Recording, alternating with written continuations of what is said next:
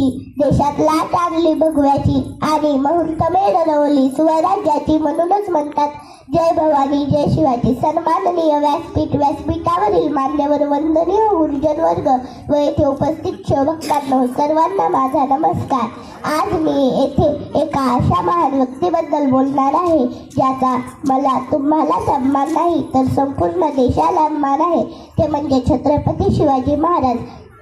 सर्वप्रथम रयतेचा राजा छत्रपती शिवाजी महाराजांना माझा मानाचा मुजरा, मानाचा मुजरा. 19 फेब्रुवारी 1630 हा सोन्याचा दिवस. या मंगलदिनी महाराष्ट्रातील पुणे जिल्ह्यातील शिवनेरी किल्ल्यावर एका सिंहाचा जन्म झाला. तो सिंह म्हणजे छत्रपती शिवाजी राजे भोसले होय. ते शहाजीराजे आणि जिजाऊचे पुत्र होते.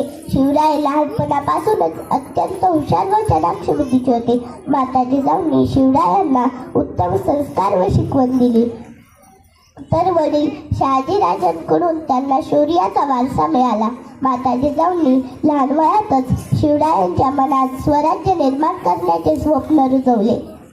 शिवरायांनी त्या दृष्टीने घोडदौड सुरू केली. तुम्हाला स्वराज्य निर्माण करायचे आहे असा प्रचंड आत्मविश्वास त्यांनी शिवरायांच्या मनात निर्माण केला. शिवरायांनी मावळ्यांसह रायरेश्वराच्या मंदिरात स्वराज्य निर्माण करण्याची प्रतिज्ञा केली. त्यांनी जीवाला जीव देणारे मावळे तयार केले. त्यांनी तोरणा किल्ला जिंकून स्वराज्याचे तोरण बांधले. गमिनी काव्हा दृढ इच्छा शक्तीच्या जोरावर अनेक किल्ले जिंकले.